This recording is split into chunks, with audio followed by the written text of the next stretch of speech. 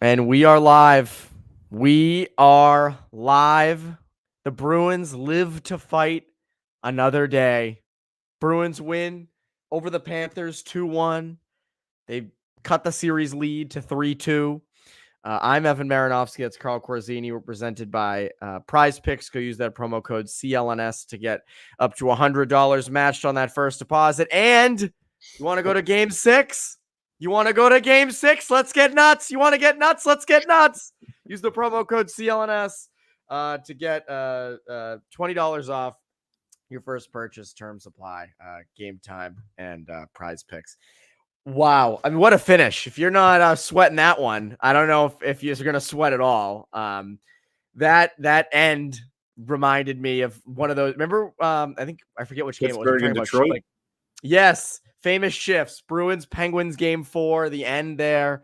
CLNS. Carl is smiling again. Carl is happy. All is good, right?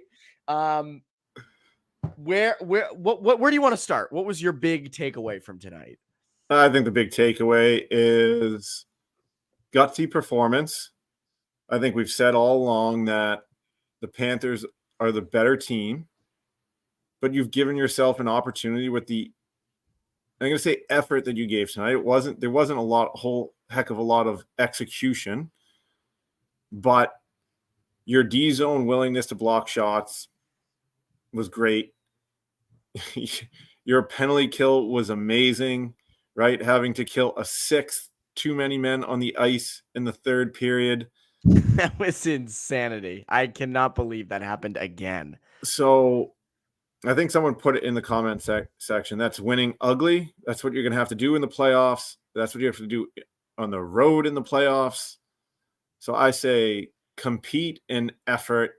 If they can somehow get to compete, the effort, and then the execution, and maybe something from their power play, then you're back in the series. But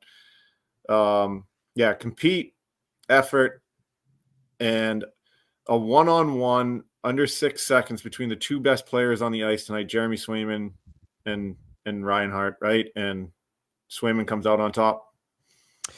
Yeah, I had a coach back in the day that used to say the 3 E's: energy, effort, and enthusiasm. And that was the Bruins tonight. Whoa.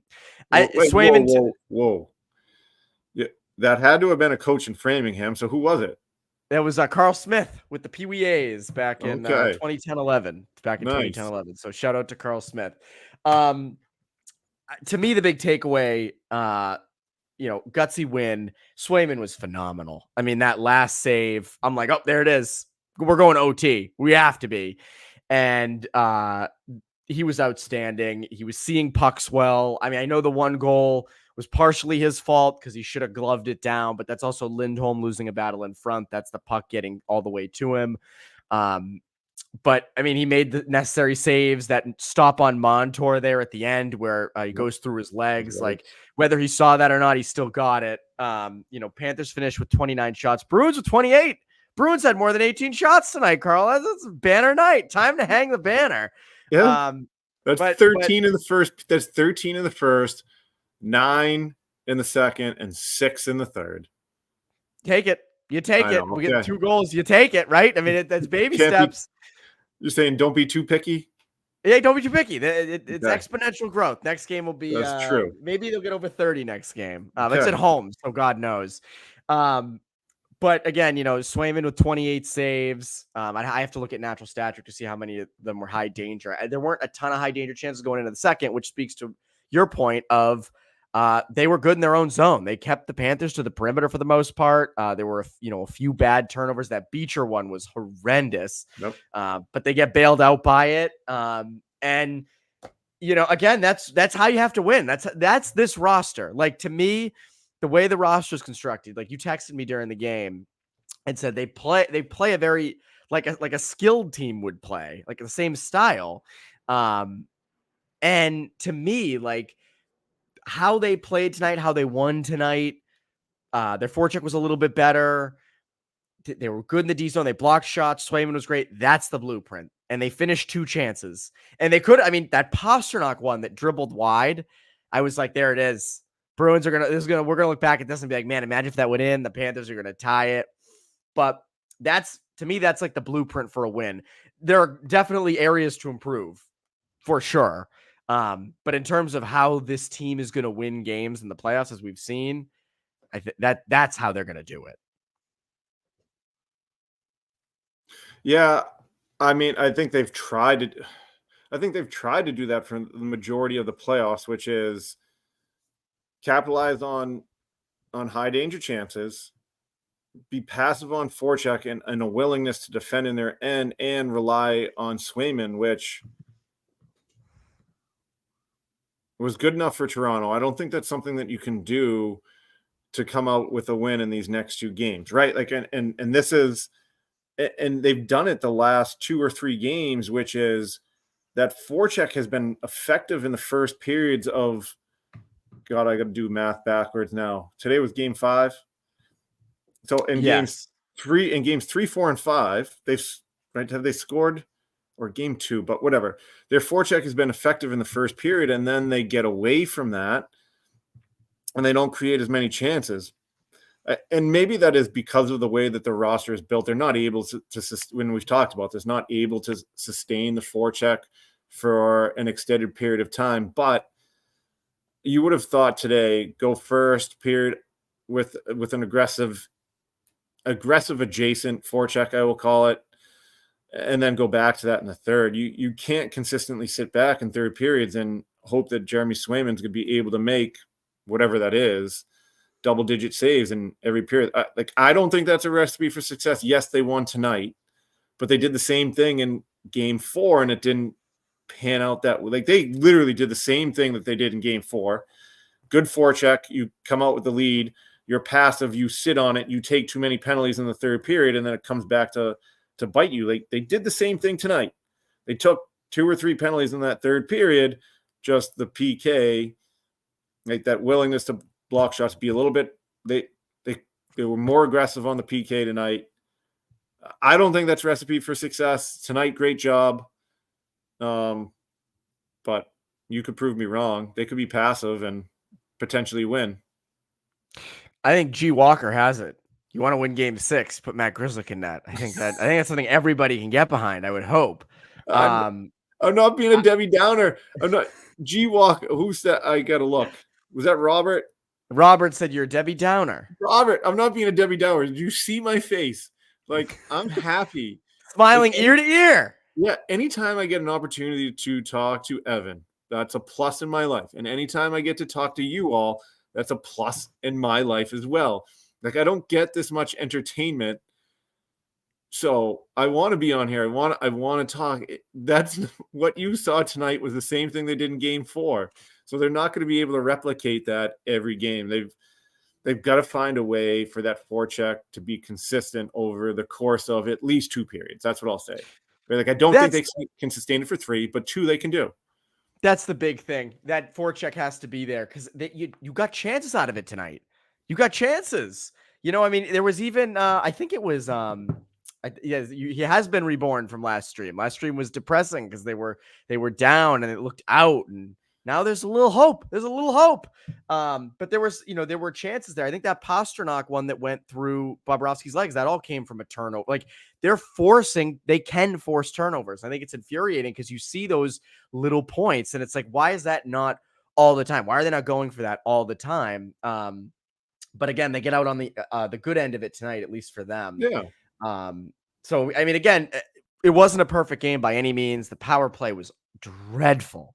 And not nearly good enough, but they did enough. One interesting thing, the storyline of the first period was the officiating. The officiating was awful to start, and I'll give the Bruins credit. Now they had too many men. The McAvoy cross-check to Bennett's face was not a smart penalty to take. There were certainly some bad ones in there, but I give them credit for overcoming the bad officiating. A lot of teams down 3-1 might have rolled over there and use that to kind of halt momentum. They didn't. They score after some of that stuff. I mean, the Coyle hook, I don't even think there was a hook. The big one was why was that whistle blown with Bobrovsky?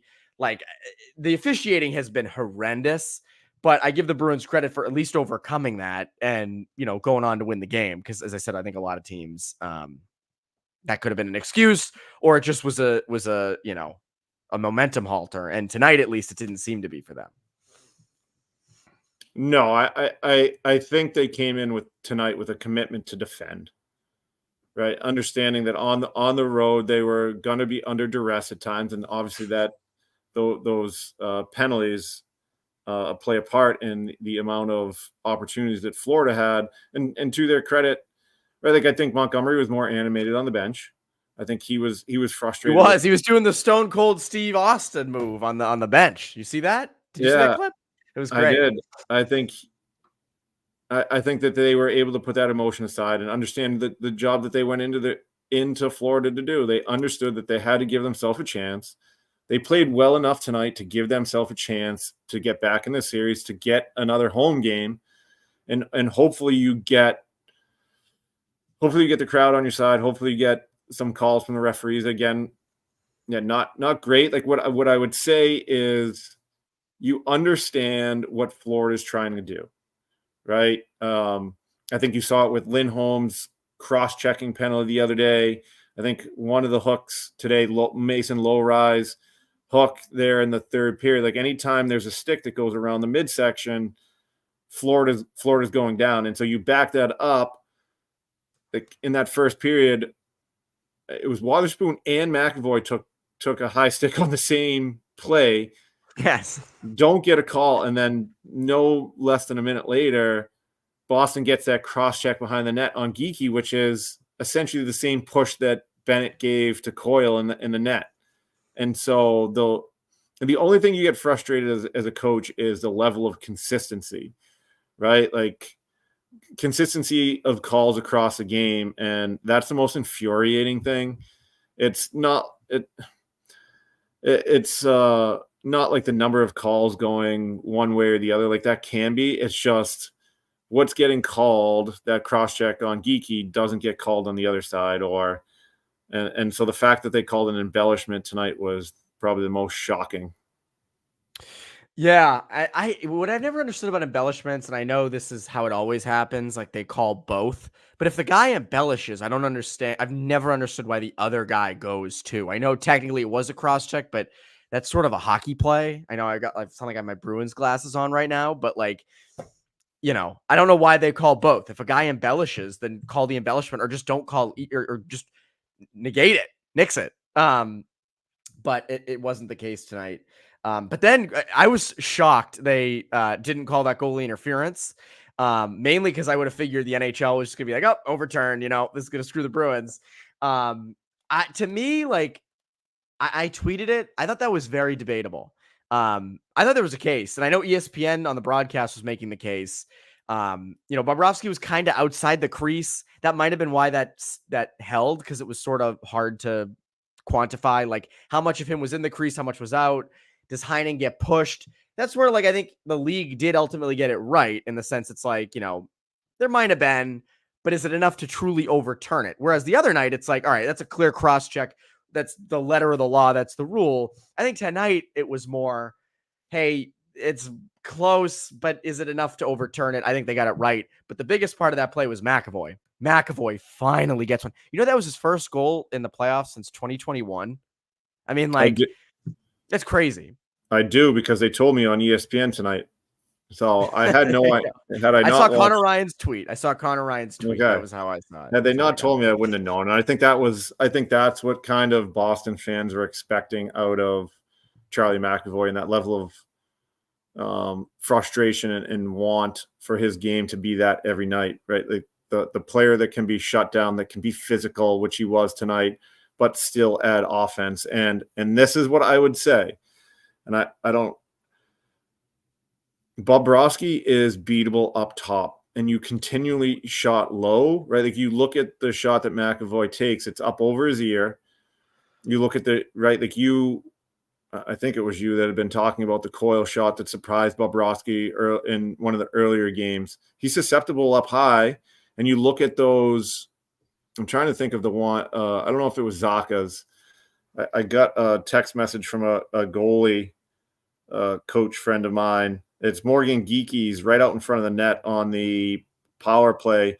You can see that Bobrovsky in almost every shot, he folds inward, like he crouches, he gets real low, and he exposes. Do the full goal, go move back to the full, just get fully like just a complete say. You gotta do it. You gotta do it. I wish I could show it. I wish I could show it. Like you can't because of the glare. The glare. But I know what you mean. He goes down. He's down. There's up top. There's up top. Okay, so sorry. The text was from Mike Shortsleeve. Works for Stop It Goaltending in St. Mark's. Oh. He put together a whole little photo here for me. And on Geeky's, on Zaka's, and then what was it DeBrusque that Michael's here. Michael's in the chat. He wants to see the stance. Michael, I'm ready to work. I'm ready to work for Stop It. All right. I'm ready. I'm ready to work. I was a great mini hockey goalie back in the day. You have no idea. No idea. So susceptible up top, and yet just shooting low today. But whatever. I mean, 2-1 win. So Robert tells me I should be pumped. I'm excited, Robert. one more day for Robert and other people to chirp me. Yeah, I mean, why not? Yeah, again, I agree with you. I mean, Geeky had that chance in front. I think that's one you're alluding to. On the power play, he was alone and he shot low pad. Frederick had a bunch. Frederick had a ton. I think it was DeBrusque who had a shorthanded breakaway, if memory serves. And it was low. So, like, you're right. I mean, up top is there. It's there. I mean, McAvoy's shot was up top. Geeky had a nice finish on that first goal. I mean, that was a lot of poise. Yeah. They had some good passing plays. Like, it's funny. They'll occasionally have a nice passing play where I'm like, oh, that's pretty damn good. Like, wish I could see more of that. I mean, it's funny, that McAvoy goal, I think there were like 3 passes in there where it's like, oh my God, they're gonna bungle this, because like I think it was in the first when Jakub Lauko was going to the net and he had like kind of an open chance and he went to pass it to Lindholm and it kind of got broken up. And it's like, oh, shoot the puck. But then there are times when they do make the extra pass and it works. And it's like, oh, I'll take it. So again, you take what you can get with this team and there are chances, and not just up top, but I mentioned it earlier, like the Pastrnak shot at the end there that went through his legs. I mean, that was going in and it just trickled wide. There was another shot earlier in the game from the point that trickled wide of Bobrovsky. Like I saw someone, Ronald Reagan. Hello, Mr. President. Florida's weakest link is goaltending. And it has been. Like, it just hasn't really, the Bruins haven't tested it enough. And even in games where they've had low shots, they have consistently had chances that have, trickled wide. And what's interesting is like, I bet for Bruins home games, Ty Anderson lives near me. So I've been giving Ty rides home, and Ty's always like, the Bruins can win on lower shots against Bobrovsky. Obviously you need more than 18, but like if you get chances on this guy, some are going like the pucks trickling wide and stuff. Some can go in. I am pro more shots. I'm not saying I'm for that. I'm just saying like I answered your question. Yes. Again, Mr. Corazzini, what is it? Okay. So this is coming from Michael Shortsleeve again.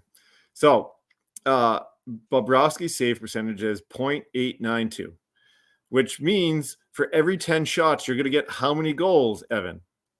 Almost 2. Well, you're going to get one at least. One. Yeah, at least one. So if you get 30 shots, chances are you're going to get 3 goals. With Jeremy Swayman, that gives you an opportunity. So I get it. It's a Greg Revick article from 3 years ago that talks about shots from the point, right? And shots from the point create only about 25% rebounds. Okay. And only about 40% of the time that you shoot from the point does the offensive team. No, I'm being serious.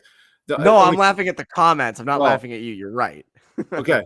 40. So only a quarter of the time do those shots create a rebound, and only 40% of the time does the offensive team regain the puck. However, what that doesn't take into account is shots that are blocked. Like, it hurts to block a shot. Like, I don't want to do it.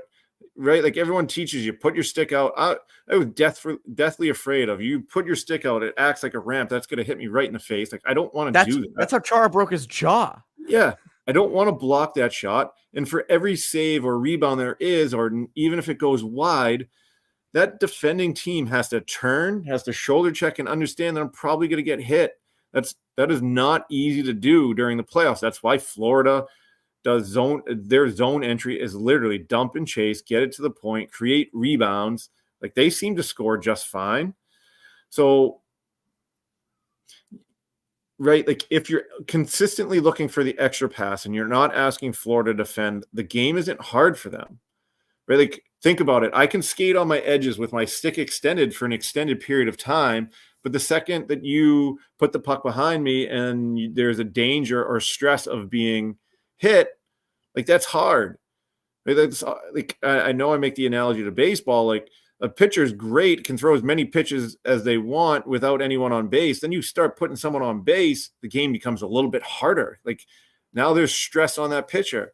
It's the same thing. If every shift Florida knows I'm going to have to defend, I'm going to have to block shots, if I got to retrieve pucks, I'm going to get hit. It's hard. So I still would like to see them commit to shooting the puck more, especially here in the playoffs. Yes, great job in the first period, and it was successful. You had success. Continue to do that for the next, hopefully, 2 games. Yeah, and again, I think it comes down to like, when you're throwing pucks on net, it becomes, mad scrambles, 50-50 pucks. Where is the puck? You can catch a defenseman puck watching. And so I think, it goes back to like what you said of, shoot the freaking puck. Please shoot the puck. Do you have the whiteboard with you? I do. I have the whiteboard right next to me. You have the whiteboard. Did you notice at the Bruins? I know you mentioned they brought out the same game plan tonight. Adjacent-ish. What did you like that they did, and do you want to break it down on the whiteboard for us? Things you like. It's interesting what they did. I gotta flip it up, huh? There we go. We got the whiteboard. Okay. We got the whiteboard. All right. So their change on the forecheck was just a little bit different. Initially in the series, they had been fairly passive with F2 and F3. They sat above. So they sat above the top of the circle so that they were on top of Florida's forwards trying to break out. What they did tonight was F1 went inside out, which is pushing Florida into your F2 right here. So inside out. Now, once this guy made contact, this guy right here on the wall held his position so they couldn't go up the wall. And then this F3 stepped down from this area to try to help out a little bit. That was a change in their forecheck. They had been really, really passive earlier. Stay here. This guy does all the work, and we're hoping that the puck gets right here. Today, this guy was in close support, at least in that first period, as much as they could, which was good to see. I think you even heard it on the telecast tonight. A lot of the time on their zone exits, it was going weak side. So D spreading out this side. And I don't know if you noticed, Evan, how do they break out the puck every now and again? They chip it off the glass. No, so sometimes tonight it went D to D, and you saw it on one of one of Pasternak's like touch plays in the neutral zone. They posted someone here, hit them with the puck, and they were trying to chip it into space so that you could skate on. And so so what that's trying to do, what that was trying to do was alleviate some of the pressure. You're trying to get this defenseman to pull out here so that they're not right on top of your winger, not there for a layer of attack. So a couple changes, which was nice. The one thing, and I hope people remember this play, and I don't know if this was by design, and I don't think it was by design. I think it was just John Beecher doing it. So you got the change on the forecheck, you got a change on the zone exits, and they only did this once. But if you can remember the chance, so I don't remember what side the defenseman was, but it was D, and then John Beecher. Oh, we can't see that. We can't see that. Oh, sorry. I did the wrong way. So you had a D here. You had a D here, and then John Beecher came into here. So it must have been this D man because it was a one-time. He goes down, and John Beecher was high F3 in the offensive zone, and they hit him for a pass. He hit the one-timer, and it went up over the glass. Yes, that was in the first, I think. This is what I've been asking for the whole playoff. Diversify your offensive zone attack, especially with man-on-man. Can you pull them all the way out here? And then it's just you're looking for – there's some sort of confusion, and I'm guessing that John Beecher did this on his own because never again did they do it. But you have Florida like looking for where is that guy? How do I defend him when he's all the way up there? And if they come all the way up here, then this guy can sneak down. You've got to create confusion for Florida. So they made, at least on forecheck and zone exits, they did a better job. I will say that for certain. Diversify your game plan in the offensive zone, and I think you'll have success. They just haven't challenged that man-on-man quite enough.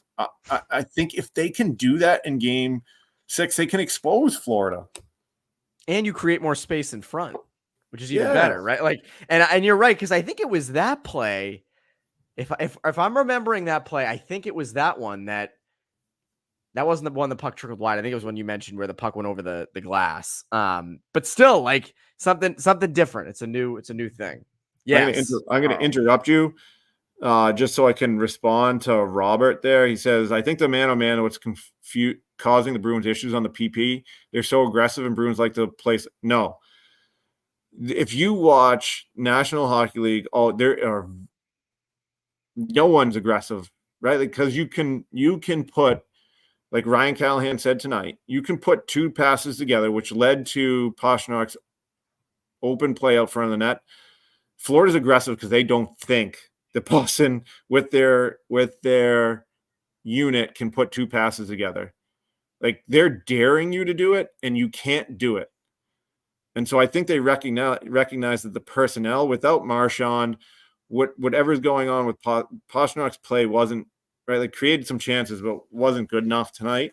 And so I think they recognize with the personnel, like we're gonna try to create momentum for ourselves, and we don't think that you can put two passes together. Like I bet if you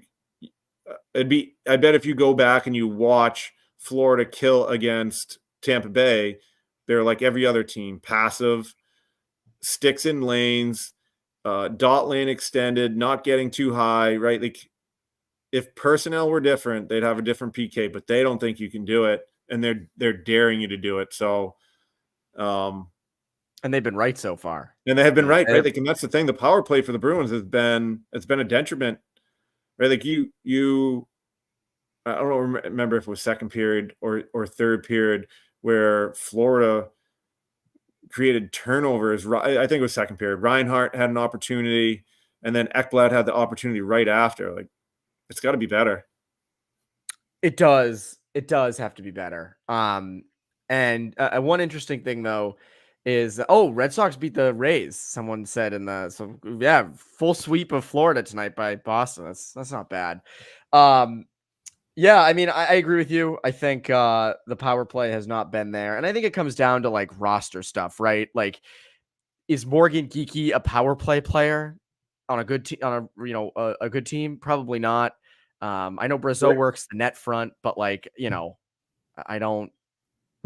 It also comes down to that too. I think that's another reason why the power play is just not where it needs to be right now. Is the personnel, like, but it is unfortunate that they're like detriments, right? Like Florida's, I forget which power play it was. Like got chances out of it, like pinned the Bruins in their own zone on their own power play earlier in the game, and like, you have that one after the goalie interference challenge where the Bruins get a power play and just do nothing with it. Like that's where it's like, all right. This is bad. You don't need this. So I think that power play is not a point of strike, but at least the penalty kill is good, right? Penalty kill is great, Yeah, and I think it came down to that, not to minimize it to this. Like I'm sure, right, and this is beyond me without, I don't know, taking a football terminology. What is it? And Luke Jason can help me out. What is it? The all 62, like the video from above. Oh, yes. I think it's the all 62. What I would say is I'm sure there are adjustments that they made to Florida's power play, but their willingness to block shots All was 22. all 22. We were off by 40. See, I can do math. There you go. I did 62 minus 22 in my head. So Yeah. see, I can do math, people. Okay, I can do math. Hey, Framingham High. Let's go. Yeah, that's right. Yeah, no. Yeah, I don't want to minimize it to just willingness to block shots, but they were in lanes. They did a better job there. And then like icing the puck. Sometimes you watch them, they lose puck battles and they'll do that soft chip to the middle to look for the extra play to get a free clear. Tonight they were just, for the most part, not all the time, for the most part, they were just rimming pucks hard and getting it down the end and forcing Florida to come up the ice, 200 feet at a time on the power play. Yeah. I mean, I'll give him that. I was looking. Bruins had a pretty good night on draws. Zacha went 66.7%. I saw one of the comments say he was 13 for 19. I just lost the thing on my phone. Oh, here we go. Beecher was 33.3%, which isn't great, but Geeky was 55.6. So again, I mean, they didn't win outright on draws tonight, but they were close. I mean, it was 46.9% of their draws. For this team, that's not the worst thing in the world, considering we've seen them do much worse. I know Montgomery just mentioned in his post-game presser that he felt this was the best game of the series for them. I mean, game one was pretty good. Game one's pretty good. Come on now. But this one, I think what Montgomery probably means is like Florida outplayed them a lot in game one. I didn't feel Florida outplayed the Bruins a ton tonight. There were stretches for sure, as there have been all series, but I thought the Bruins, more shots than normal, and they generated okay looks, and they were better in their own zone. There were breakdowns, but I still liked it. But I don't know if it's better than game one. I'd have to. No, not better than game one. Good compete, good character win, like the can just says. Thank you, Can. Yeah, like you're in a desperate situation. You weren't able to execute at a high level. Like you didn't have your best game, and you still found a way to come out with a win. And you didn't force Jeremy Swayman to make 35 plus saves, right? So it's a win-win. He'll take it, even though Swayman was outstanding. He was I want to talk Montgomery because there's a fair amount of comments wondering about his future. I know like Diego Bass just said this game saved his job. I want to get into that. But first, a quick word from our friends over at Prize Picks. Quick break in the action to tell you about my good friends over at Prize Picks. Prize Picks has something for every sports fan, from basketball and hockey to League of Legends and everything in between. You can pick LeBron, Caitlin Clark, Connor McDavid, and Jude Bellingham all in the same entry. Prize Picks is really simple to play. I can make my picks and submit my entry in less than 60 seconds. And the best part, quick withdrawals, and it's easy gameplay, and an enormous selection of players and stat types are what make Prize Picks the #1 fantasy sports app. As the Bruins playoffs roll on, I'm liking the pick of Jeremy Swayman more saves. He's just been so good of late. And you know what? I also like Jake DeBrusk more goals. So download the app today and use code CLNS for a first deposit match up to $100. Again, download the app today and use code CLNS for a first deposit match up to $100. Prize Picks. Pick more, pick less. It's that easy. Now, back to the show. Hey, Jake DeBrusk is sneaky, like leading the Bruins. Or he's tied with Marchand, I think, in the team lead in points for the postseason. So really, I think I'm on to something with the. So sign him for next year, is what you're saying? We can get into that another time. We don't need to do that right now. We don't need to waste that ammunition. There was Montgomery stuff, and you know what? I think it's interesting. So Game 7 definitely saved his job. I think last series for Yes. However, yes, I am sticking. I'm sticking with DeBrusk. I'm sticking with my picks. Okay, I'm sticking with my gut. I think if they did get rolled tonight and they lose 4 straight, I think he doesn't lose his job, but I think there are questions. There's a little hot seat talk. We talked a lot about in the last couple of games, the lack of adjustments, things like that. I think even if they lose tonight, he still got them to the second round. He still helped them get there. It was a good regular season. They've overachieved with this roster, which is again, that's him. But I think this saved. I think this is 100%. I think he's back. Because I think you look at this season, right?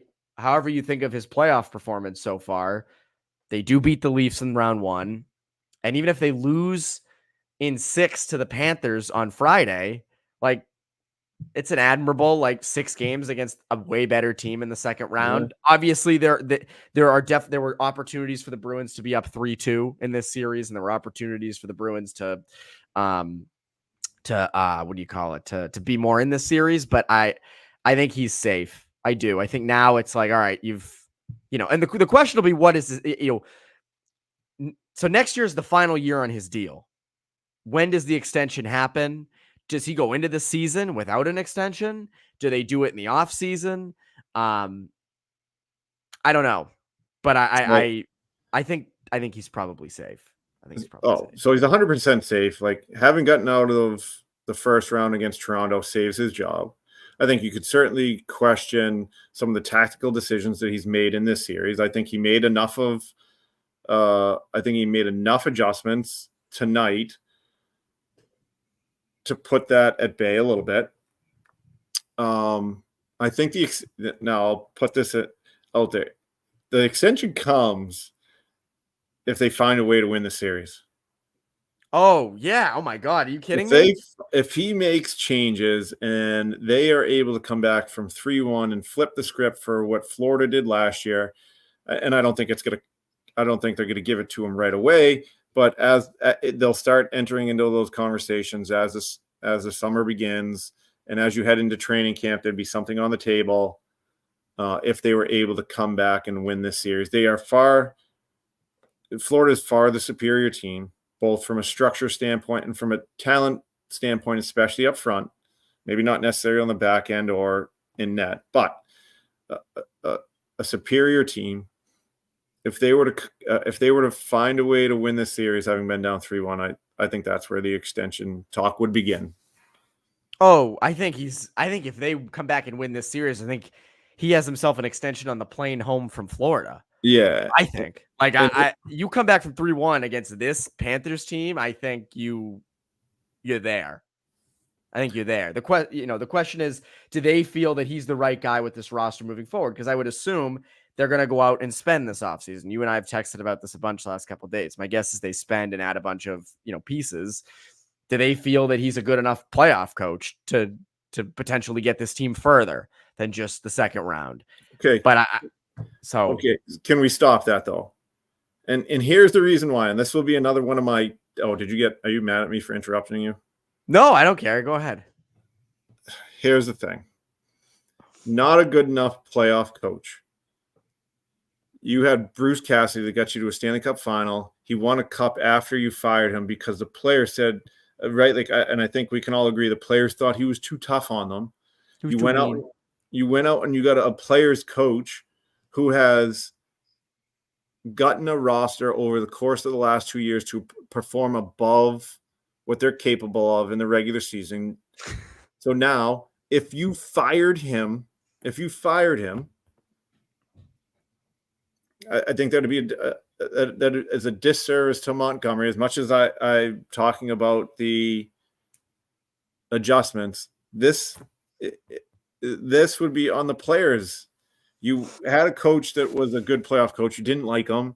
You wanted a coach that was more amenable to the players. You got that, and then you can't win. That's on you because. Right, I know people are talking about the too many men on the ice. The too many men on the ice is a focus thing. It's this at this point is not a communication. The coach isn't going to communicate with you 6 times poorly during the course of a playoff game. There are 4 coaches on the bench. Run the D, run the forwards. They tell you 20 seconds before you're about to go out, 20, 30 seconds before you're about to go out. That's you on the bench not paying attention. That was Lindholm, and that was Peak not coming. He came to the bench and then darted back on the ice, and then Lindholm jumped on the ice and played the puck. And let's be. Oh, sorry. Go ahead. What I was going to say is we said this after Game 6 against Toronto. If they lose that first round series, Monty's gone. But yes. There were issues with him, but it wasn't his fault per se. It's the room. If the room continues to do this and this continues to happen, we said this after Game 6, the problems would run deeper than Montgomery. The problems would run deeper than just him. That's surface level, right? We talked about like foundation shaking trades and things like that. Like, I don't know if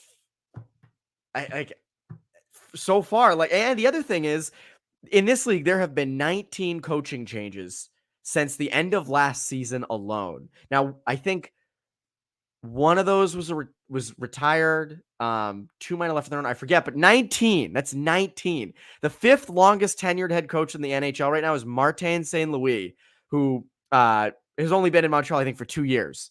2 years. So, like, to me, I think you do have to give it time. You have to give him time. Like, I know they don't have a ton of time. Marchand is aging, and you want to try to win, obviously. And I think it also comes down to, like, is there a better coaching option out there? Like, that's the other thing. Like, if they feel like, oh, we've got to go out and get Gerard Gallant or Dean Evison or someone else, then sure. But I think, the way the Bruins played this year, they overachieved. Like Gucci said it.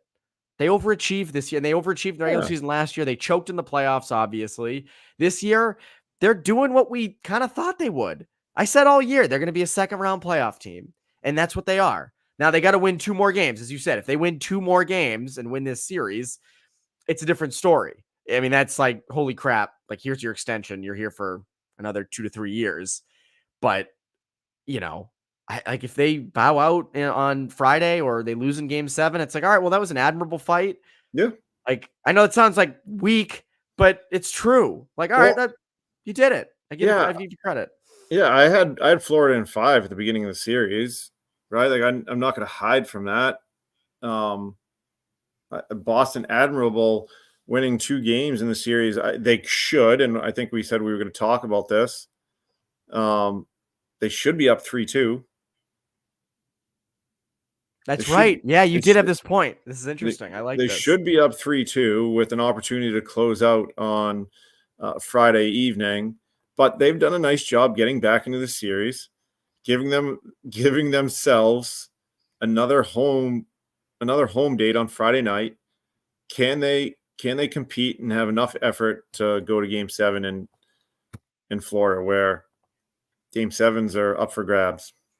I trust the Bruins more in Game 7 in Florida than I do in Game 6 in Boston. I will say, like, if the Bruins can win Game 6, I'd probably take them in Game 7. The problem is I wouldn't take the Bruins in Game 6. I just wouldn't. To me, like, you're right. I mean, you look back at some missed opportunities, be it Game 2, not Game 2, excuse me, Game 4. That was the big one. Like, I think that, you look at that, and I mean, obviously there's the Bennett play in front, but like, the Bruins also got outplayed. So it's hard to sit here and be like, oh yeah, definitely they win that game, but they could. I mean, Vancouver beat Edmonton the other night, getting outshot 44-18, I think the same night. So, like, it can happen. I don't think it's far-fetched that the Bruins, like, come back. I just don't, I'm not confident in that yet. I'm not confident. I kind of stood on the fence though after Game 5 or after Game 4. When you said, when I said, is this series over? And you were like, yes. And then I was like, I think it probably is, but like, there's like a 5% part of me that thinks maybe. And I did say though, they have at least one more win in them. So I'll give myself, pat on the back. I'll give myself that. Someone said Tim Thomas is playing Game 6 in the top 6. Oh, Tim Thomas is like what, a top line left wing? They're all right. I think Buddy Porter. I think you got that. I think you got that straight. And I like this. Will Montgomery's next contract be as a vaudeville actor, head coach in the NHL? I love the bench moves going at the ref. He must have been pissed at the refs. Like, beyond comprehension in that first period. Like, I cannot imagine. So I think, I mean, Montgomery, it's going to be interesting to see what he does in game 6, because as Michael Shortsleeve said, time for Montgomery to take advantage of last change at home and get some matchups. I want to talk more about game 6. I want to look back more at game 5 a little bit. But first, a quick word from our friends over at Game Time. Quick break to tell you about my good friends over at Game Time. I am very excited about the NBA playoffs. And what's awesome is here in Boston, TD Garden is the best atmosphere for a playoff game. Thankfully, we have Game Time, which is an authorized ticket marketplace of the NBA, which makes playoff tickets even faster and easier. Prices on the Game Time app actually go down the closer it gets to the tip-off. And with killer last-minute deals, all-in prices, views from your seat, and their lowest price guarantee, Game Time takes the guesswork out of buying NBA tickets. Maybe it's the NBA playoffs or it's the NHL playoffs. The same is true with the Bruins. TD Garden gets so fun during this time of year, and you want to be there. The Bruins and Celtics are in pursuit of championships, and as the rounds go on, the crowd gets better and better. Nothing beats it. And with Game Time, there's last-minute deals. Save up to 60% off buying last-minute tickets for sports, concerts, comedy, theater. There's flash deals. Save even more with exclusive in-app deals on select seats ahead of the game or event. And there are zone deals. Save even more when you choose a section and let Game Time choose the seats. Again, take the guesswork out of buying NBA tickets and head over to Game Time. Download the Game Time app, create an account, and use code CLNS for $20 off your first purchase. Terms apply. Again, create an account and redeem code, again, CLNS. I can't be more clear about that. Use code CLNS for $20 off. Download Game Time today. Last minute tickets. Lowest price guaranteed. Now, back to the show.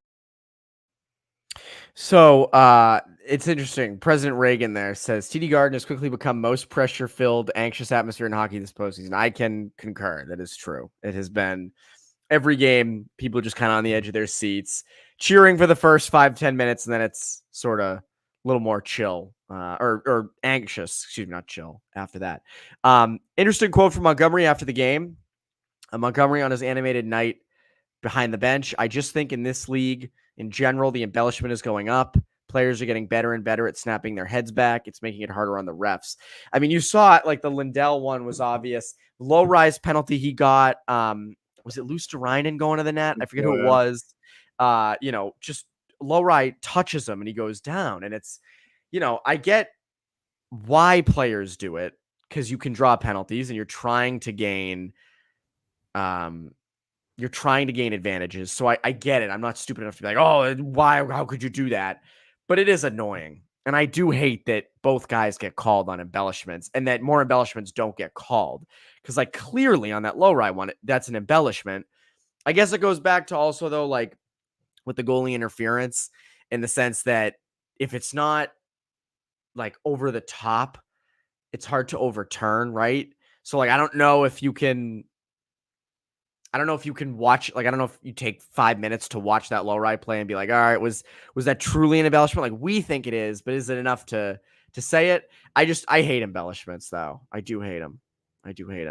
Montgomery's right. Yeah, I don't like them, but I think every there are players on every team that do it.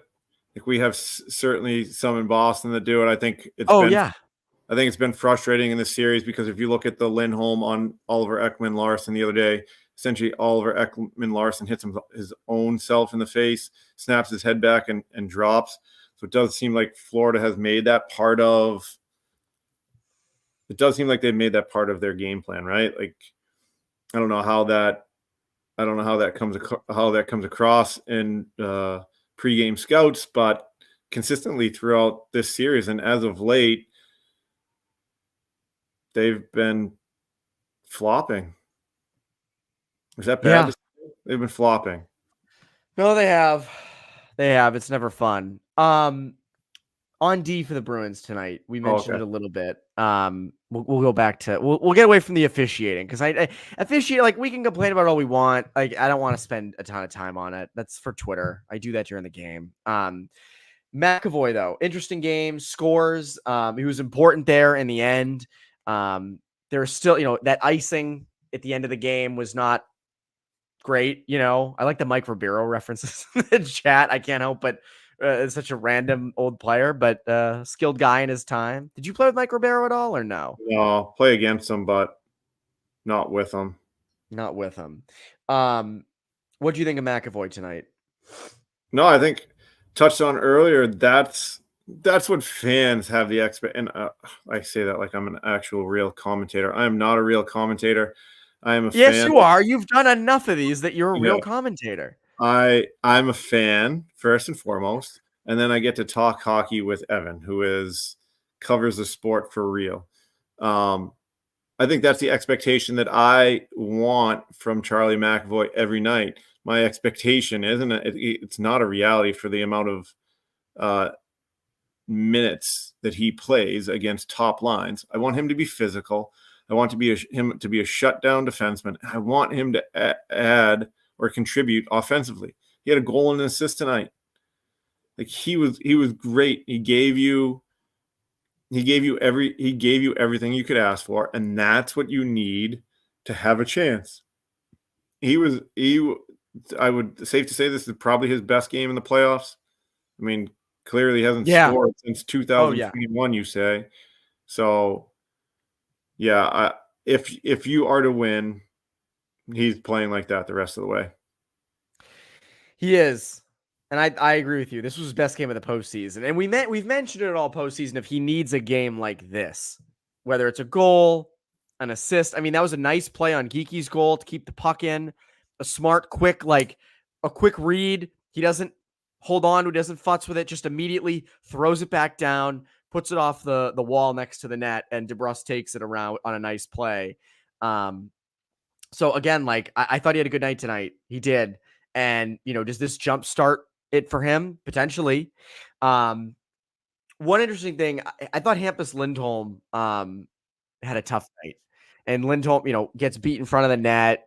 I know he was out there for like 3 minutes at the end of the game. So again, props to him for sticking it out and blocking shots and all that. But I don't know. There are just some puck plays. There was one, I meant to clip it and I missed it on my computer. But he had the puck behind his own net. I'll call on you in a second, Mr. Corazzini. He had the puck behind his own net, and he had a little bit of pressure, and he just threw it up the wall for an icing. And it was after a long shift. And it's little things like that in the playoffs just make such a difference, I think. Now, nothing happened. No, I don't want to see Grzelcyk. Lindholm has to stay in. You're not taking Hampus Lindholm out of the lineup. Hampus Lindholm, Brandon Carlo, and Charlie McAvoy are locks to be in the lineup every single night. And Lowry, by the way, has played himself into that too. But contractually, those three are in the lineup every night. I'm never saying to take Lindholm out of the game. I'm just saying it's like Zacha. You're not taking Zacha out. I saw someone earlier be like, oh, take Zacha, put Boquist in. No, Zacha has to stay in. He has some offensive upside.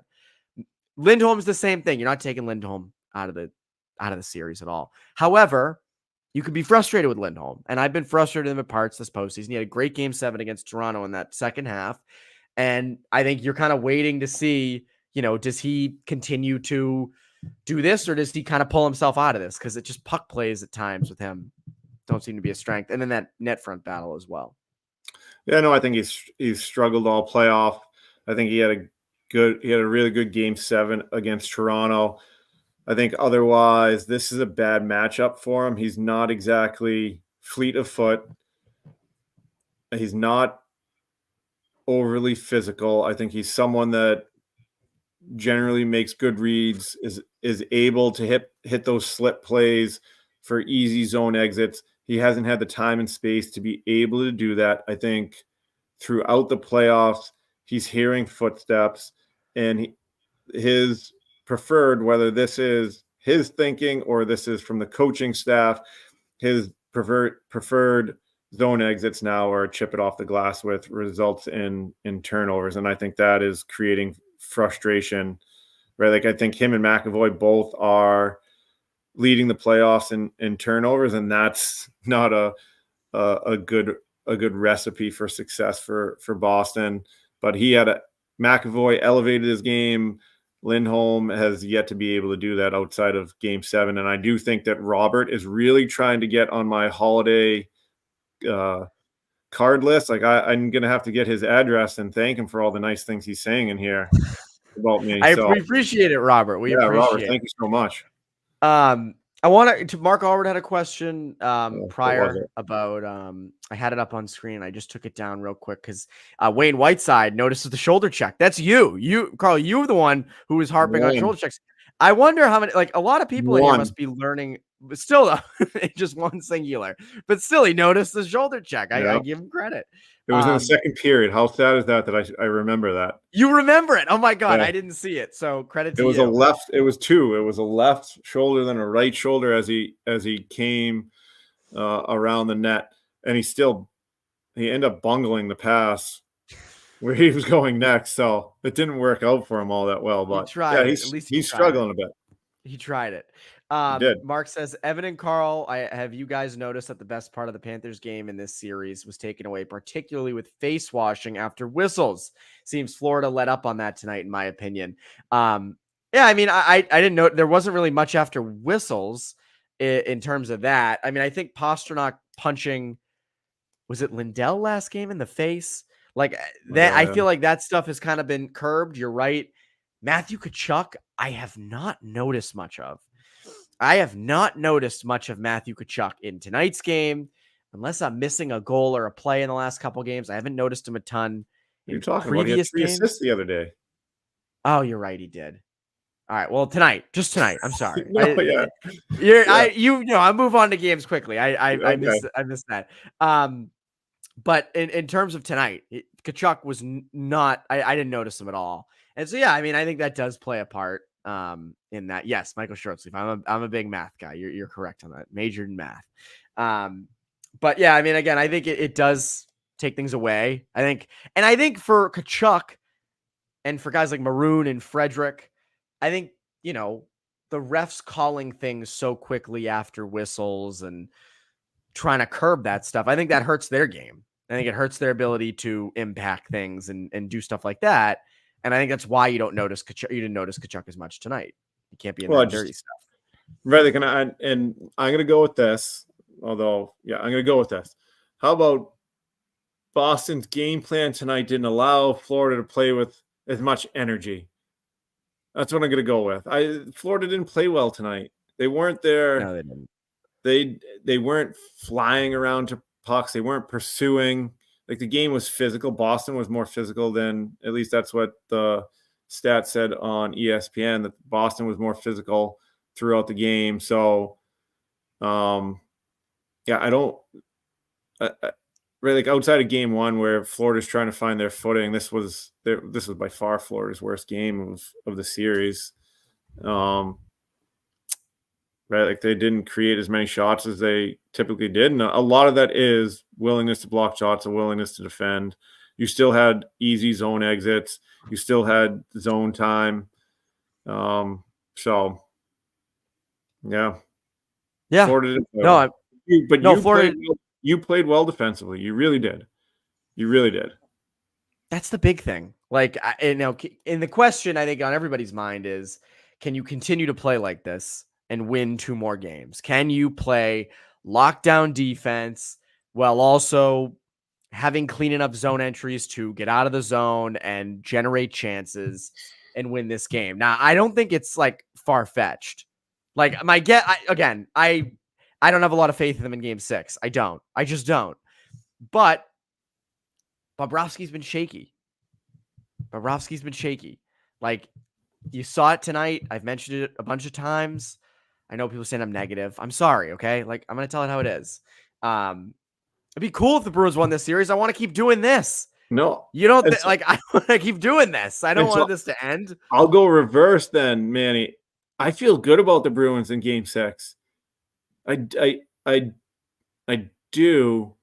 So I'll go with Buddy's question. Has your view on the series changed at all? I've asked that in every postgame show, so I'll ask it again here. Well, I mean, it's changed in the sense that I thought Florida was going to win in 5. Now I think Boston's going to win 6. I think they ultimately lose in Game 7, just because I do think that there is physical and mental strength within Florida's lineup. I think they're okay playing in a Game 7, playing in Game 7 at home. I think they would be fine. Like, certainly their weakness is, and like people have alluded to, the weakness is in net. And if Boston decided to really throw a multitude of shots at Bobrovsky, as Michael Shortsleeve said, every 1 in 10 are going to go in, and you're going to have an opportunity to win the game. But I think Florida's the better team. I think that will eventually play out. I just think you take a little bit of energy away from this game. You won a game. You weren't at your best. You were far from your best, but you still were able to steal a game at home, right? Like at Florida's home. And then do you get Brad Marchand back in? Like, is that a possibility for games? Is that a possibility with 2 days rest on Friday night? You know what's interesting? Montgomery mentioned, the guy he wouldn't prior to Game 5 he wouldn't talk about whether or not Marchand was playing, or no, he did. He when he'd come back, but he did say the guys kind of want to give Marchand a chance to play in this series again, and that means prolonging it. So yeah, I mean maybe he does come back for Game 6. I don't know, and like that's another big boost of like, all right, Marchand's back. Like, you've lived to fight another day. The biggest thing is, can they just play a complete game? Can they? Oh my God, it's choking me up. Can the Bruins play a complete game at home? That's like that to me. That's what it comes down to. Can you play at home? And like I was saying this to Leonard Esser, who's been a big fan of this and commenting. He's one of my roommates. I was saying to him during the game, like they come out in the first 5 to 10. They'll have a good first shift at home. Crowd's on their side, game starts to flatten out, and then their game starts to take a hit. And then it's just, they get outplayed. And so to me, you need to continue. You need to find a way to push through that. You need momentum. Like, I don't know, hard forechecks for the whole first. And they've been good in the first. Like the ESPN broadcast kept bringing it up. Like the Bruins have been okay in first periods in this series. It's the second and third where they sort of fall apart. And again, they got a goal tonight after the first period, thankfully for them. But, and like Brian Mango's right. The air gets sucked out of the Garden so fast. So fast. So I that's what they're going to need. I don't have a ton of confidence for Game 6. I don't. But you know what does give me confidence, Carl? No. Swayman. Swayman gives me confidence. Swayman's been that good. Like, you want to talk about a guy who's, first of all, been the MVP of his team's playoff run, but also going to get paid. Jeremy Swayman. Like, I just think we haven't really talked about Swayman a ton except for the beginning. But I think he's been unreal. Like, I know the last couple games there's been some stinkers in there, or not stinkers, but he got pulled in Game 3.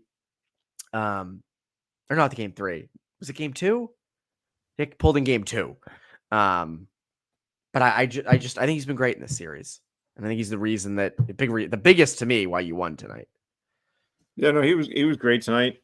I mean, especially on that last sequence, making the save on Reinhart. And if you're going to win in Game 6 and potentially Game 7, he's going to be your best player. I mean, that's the way this series has played out. I think the one thing going back to your conversation about the forecheck, I think moving forward, right, you're slow. I think that's what I've recognized the most throughout this series is just up and down the lineup. You have too many guys that can't play at pace over the course of 60 minutes.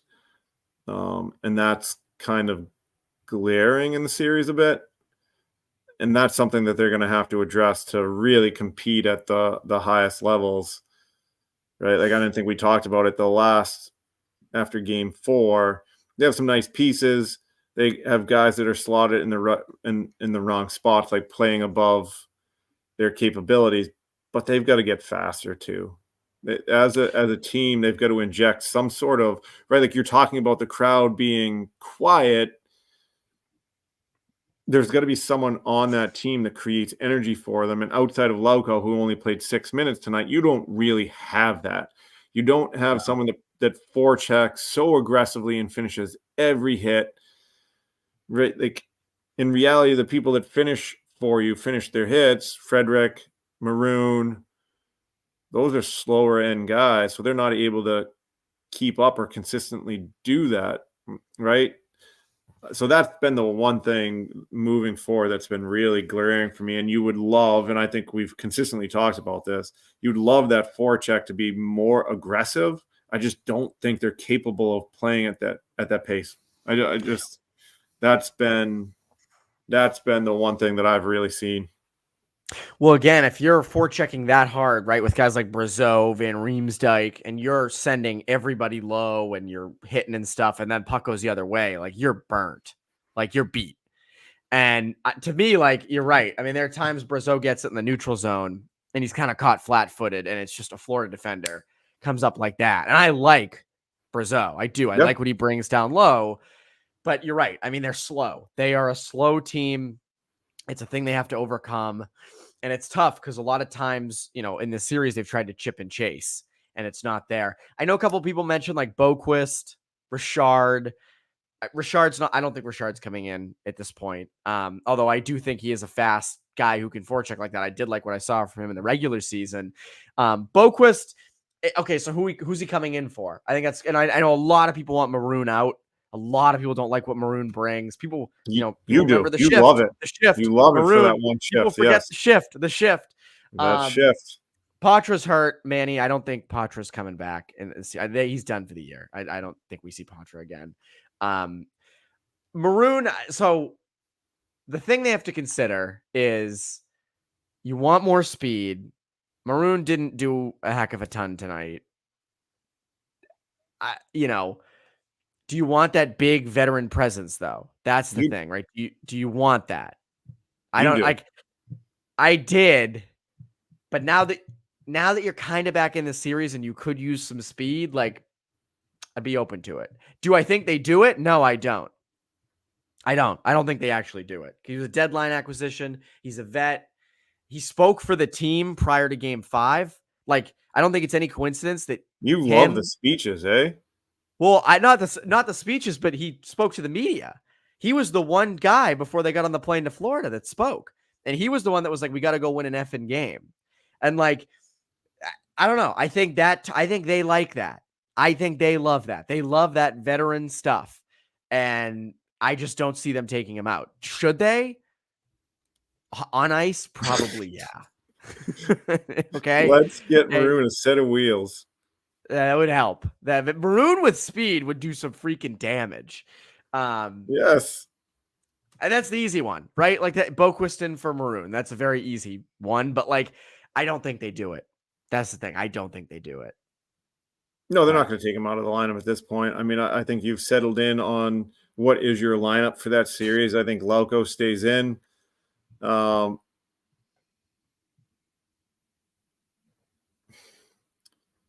God, I would like to see them get a little bit faster up and down that lineup. I don't know, but you don't have many options at this point. So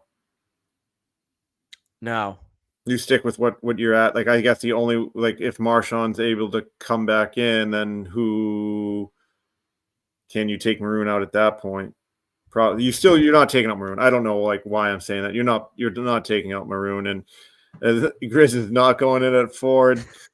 Grizz forward. You had that. That was your idea. That was brilliant. I know someone said it in the comment section, but I was thinking it in my head, and I wanted to be honest with the comment section or the people that are here listening. It was in my head. I needed to say it out loud when I laughed at it. It was there, but that ain't happening. Yeah. No. Grizzlick. You could do Grizzlick, Frederick down the middle, and like Brazeau. Maybe. I don't know. You could get kind of creative with it, which would be great. Lowry used to be a forward. Put Lowry up there. Big body, good skill. He'd put up points. Yeah, I mean, to me, like the only question. So Robert asked an interesting question. Who comes out for Marchand? So let's play this game, right? If Marchand is in, let's say we don't know yet. We don't know yet. Fortunately, the Bruins do have 2 days. The Bruins have Wednesday and Thursday before they play Friday. So just to remind everybody, the lines were Heinen, Coyle, Frederick, DeBrusk, Gigi, Pasternak, JVR, Zaka, Brazo, Lauko, Beecher, Maroon. I think in that situation, like, they probably go with Lauko coming out, I would assume. But he draws penalties. He brings the speed. But there's a lot of people saying James Van Riemsdyk, who I haven't noticed a ton the last couple games. Not in this series, no. But again, he's a vet. Yeah, he was great when he was in. Yeah, but he had been sitting out the first game or two in the Toronto series, and when he slotted back in, he was great. He hasn't been able to provide the secondary scoring or that energy. I know he tried to get into it maybe in game 2 or 3 there. He tried to be physical, but he's not quick enough to be able to do that at this point. I see Beecher too. Again, like, yeah, he has some tough mistakes. I mean, that turnover in front was like, oh my God. Like, you're like, oh no, there it is. That's the season. But he plays PK minutes. He eats valuable time there. What? He does. No, Beecher tried Carl's play. I've been talking about them breaking out of their own end, going through the middle. He tried it, but he just tried putting it right on Opozo's stick for a tying goal. Like, that would have been a beautiful assist. It was a great setup. I mean, you got to respect that's offensive ability. People say he doesn't have it. I think he does. I think he does too. DJ Maffey mentions 33% faceoffs. I know it wasn't a great night on the draw for him, but he still is someone that historically has been good on draws. I think, if Marchand does come back, I think it's probably Lauko they take out, I would assume. Ooh. But I agree. Like, I don't think he should come out. No. It would be Maroon. Maroon would be the guy you would take out. Like, if this was like NHL 24, be a pro, and the AI assistant coach is setting the lines for you, and you're doing it by like player overall, Maroon would be out. That would be the one. But I don't think they do that. I think it's Lauko. I don't think it can be Lauko. I think he plays with too much pace, too much energy. I don't know who it is. I also agree it's not going to be Maroon. I do see it being JVR or, my good friend JVR or Beecher, but I don't think you take out Beecher. So, yeah. I don't think you take out Beecher just because he kills penalties. He takes face-offs. Right, regardless if he's been winning them, Montgomery has trusted him here in the playoffs at time. No, I don't think Heinen comes out either, just because that game 4, seeing him back in the lineup, how patient he is. He didn't have a great night tonight, and I don't think many guys did. I think earlier Michael Shortsleeve asked me who my 3 top Bruins are. I'd be hard-pressed. Swayman, McAvoy. Team defense. Team defense. Number 3. Yeah. I think Coyle was really good in the first period. I think DeBrusk was good at times. So DeBrusk would probably be your 3rd. But I think Lauko, Beecher, Heinen stay in. Now they should. They really should. They should. So it could be JVR. JVR I'd be fine with at this point, but I'd be fine with Maroon too coming up. But I know they're not going to be Maroon, so that means, in my opinion, it's going to be JVR. Yeah, I could see it. I could see it. More pace. Obviously, Marchand slots back in. I like Ronald Reagan's idea. Everybody stays. You won a game. Keep Marchand out until you lose. But only put Marchand in when you lose. I think that's the idea for game 8. The power play desperately needs Brad Marchand. Yeah, they need higher end talent. That's the big thing. Marchand provides it. Yeah, Mark. DeBrusk. I thought DeBrusk was pretty good tonight. I did. Won board battles. Yep. Like I had that really nice assist on Gigi's goal. Like I thought he did. I think we've kind of hit on everything. We did the officiating. We did Swayman. The goals, what we liked, what we didn't like. I think at this point, that's a gutsy win. Like they go down to Florida. Mm-hmm. They had a way better first in terms of shots.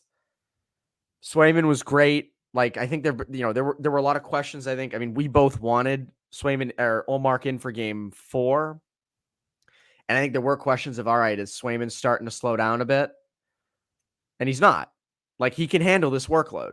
There was a little thing in there. Yes, Robert. Yes. Get him on the Christmas card. Yeah. But like as Alex says, like we got a series. We got a series. I don't favor the Bruins. I don't. Nope. Sorry. No. I don't. But it's a series. It's legitimate. It's interesting. We do. And I also and you know what? There's pressure on the Panthers now. Sorry. Because now you got to go back. You got to go back to Boston. Siri was just yelling at me. You said series and series. Yeah, my phone won't. My phone doesn't listen to me. That's what it is. Series. That was what it was. All right, that makes sense. It is. Do I think Montgomery's going to tell him to shoot more? Yes, I do. I would hope. I think you have to, right? Like 13 shots in the first period, some sort of success. They've got to continue to put pressure on not only Florida's defense, but Bobrovsky. Like force him to make high leverage saves. I don't think he can do that. Right? Like he hasn't had to play all that. He hasn't had to play stressful minutes outside of game 1 and then maybe tonight in that first period. But then they let him off the hook. Yes, Mark. I do. I think the Bruins are fully invested in Swayman. My guess is, unless barring something unforeseen, I think you've probably seen Linus Ullmark's last game in a Bruins sweater. I mean, I guess unless you win the series and you want to try the tandem, like I don't know. I don't think that's a good idea. I think Swayman's cooking too much right now, but like I think you've probably seen Ullmark's last game in a Bruins sweater. I do think that at this point. I think we said it. Like if he didn't get in game 4, like that was the spot. That was the spot you run out Ullmark, and they didn't. So I think they're fully committed to Swayman at this point. But Carl, what do you think? You agree with me? Do I agree with you on what they're fully invested in Jeremy Swayman? Yeah, and that Ullmark's probably done as a Bruin. Yeah, I think you're going to have to figure out, right, and I know we don't want to talk about the offseason now, but you're going to have to find out a way to get him to adjust his no trade clause so that you can open up a market to trade Ullmark to a team that desperately needs a goalie and that can give you back either a first-round pick or a center prospect that makes sense to fit into the Bruins lineup. I mean, he is probably – right, like outside of Pasternak and McAvoy, he's your biggest trade chip right now. And I don't think at this point, unless Swayman got hurt, that you'll see Linus Ullmark in the playoffs. So I would say that this is, well, whenever game 2 against Toronto was his last game in a Bruins uniform. Starting, because he got in that game 2 against Florida this series. Yeah, I mean, it's interesting. Like, we'll touch on this quick. Colorado has a first-round pick. Colorado has a first. Now it'll probably be, not a great one, but they do have a 2024 first. And they are going to need a goalie. I think they're down 3-1 to the Stars right now. If they're out in the second round, like they're going to be a team that wants one. I'd do that for a first. Like the Bruins don't have a first, second, or third round pick this year. I'm okay with that because then that frees up cap space. And then like we've discussed, and we'll discuss more on this, I think if you freed up Ullmark, you'd have about $15 million in cap. So some of that's going to Swayman. A good amount's going to Swayman. But then you've got room. Is it a Lindholm? Elias Lindholm. Do you go out and get a wing as well? Do you want to re-sign DeBrusk? Like that gives you a little more flexibility. So I'm okay with that. I'm okay with the first. Like I know some people, and like I remember Hags was saying this in the winter around the deadline, like, oh, the Bruins were getting anything for Ullmark. Like I think you get something for him. You have to. He won the Vezina last year. Like I think he gets you something. It's not going to be like a haul. It's not going to be like a top 6 player, a first, and this. But like I think there's there's a trade package out there that makes sense. feel You like get a Kevin first. Walker hates Elias Lindholm. I feel like the last game Kevin said that too. Don't sign Elias Lindholm. And Yeah. so, and we're talking about postseason too much. There's a game 6. I There's a know. game 6 on Friday night, which makes pizza night at the Corazzini household so much more exciting. It does. It Yeah. does. It does. Party at the get Corazzini's. come on over. It's usually 8:15. Do not give out your address. Don't Yeah, say. Please do not say your address. I'm not going to give out my address, but I will say Colton goes to bed at like 8. Pizza had gone in the oven at 7:55, so it comes out at 8:15. So maybe the game's at 7. That's going to be midway through the second-ish, beginning of second. Oh, that's clutch. That's a great time. Still waiting for the La Cantina live show. He's right. No, if the Bruins go to the Stanley Cup, we've got to figure out a way to have a live show at La Cantina. I can't think of another Framingham landmark that would be worthy of a live show other than La Cantina. Oh, I agree. I don't think there is one. There's not another one. Definitely not. Yeah, I mean, I think at this point, we do want to see Carl eating pizza with a smile on his face when the Bruins force a game. So imagine Carl eating pizza after a dub. That's awesome. It's true. It's true. It would rock. Nothing makes me happier than pizza. First of all, homemade pizza, unbelievable. And then a Bruins win. Oh, to get to a game 7 for a Sunday night. Wow. Come on. And I feel confident. I will state here. I already said it. I feel confident about the Bruins on Friday. Okay. So let's start there. You feel confident about game 6. I do. I do not. Okay. I do not. I'm the pessimist here. I do not feel confident about a game 6. But I would feel confident in a game 7. That's the thing. I would feel confident in that. Now, I think we've laid out a plan. Game plan wise, like to reiterate, what are you doing going into game 6 on ice? We've talked lineup a lot, but like on ice, what are things you're emphasizing? Are you forechecking like hell the whole game? What are you looking at for Friday? I think you continue to come up. I think you continue to play the way that you've been playing in first periods over the course of this series. That's number one. I think you need to put more pressure on Florida in the second period. At least make the period stressful for them. I understand that that's a long change, but you've got to do a better job forcing Florida to play defense. Now, I think this is me. I think that you need to change your zone entries. When you actually get possession of the puck, the Bruins turn the puck over. And this is where I said that they play as if they're Tampa or Edmonton or Toronto, that is gaining middle ice and they're passing off to the wing, which is what you should do. If you have the opportunity to gain middle ice, it makes plays available on both sides. So great if you can do that. And if you have the players, but think about Florida's not afraid of you. They've held their gap and they turn over pucks at the defensive blue line all the time.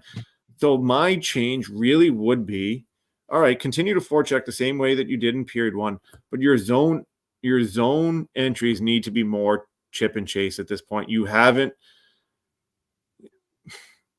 When they hold the line, I want these are NHL players that play at a high level, and when Florida doesn't hold the line, which they do all the time, you make that play. But more often than not, they're right up there, and you're going to have to put the puck in, get behind them, be physical.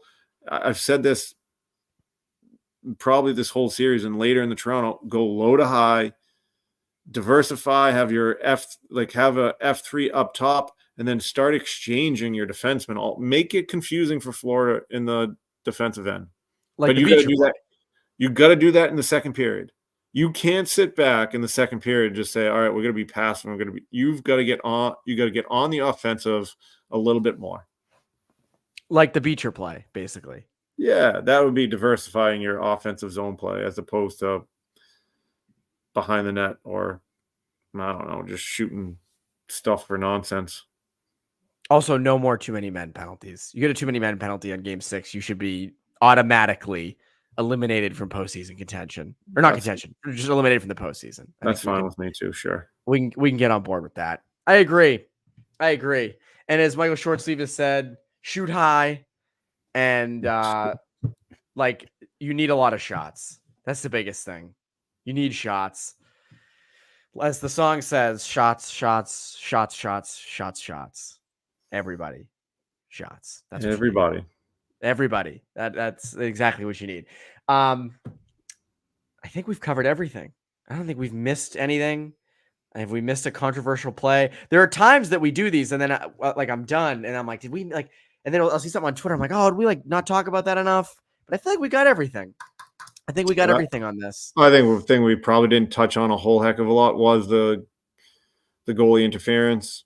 I think that's probably something that gets touched on. I don't think that's too dissimilar to you go back to that game where Tampa Bay had 2 called off against Florida. I think that's a lucky bounce. I think that's something that could have easily gone against you, and everyone in here would have been obviously really upset.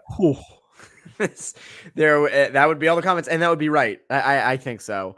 I think that I did get a little worried though that we need an emoji of Carl doing the goalie imitation of Bob. I do get worried. I do get a little worried though when pucks don't go the Bruins' way at the end there, like that Pastrnak chance where it kind of just it goes through his leg. It's sort of like the remember Craig Kimbrell? Remember when Craig Kimbrell when it start like this? That's sort of like the Bobrovsky. He's like this, like that's what he's doing, like, woo. But I think we covered everything tonight. Okay. We are presented by our friends over at Prize Picks. Use that promo code CLNS to get up to $100 back, or $100 match on your first deposit. And game time again, game 6. Maybe you want to fly down to game 7 if and when that happens. You want to go there. Use the promo code CLNS. First purchase, get $20 off. Terms apply. That's Carl Corazzini, Evan Marinofsky. We will see you after game 6 on Friday night. Have a great night, guys.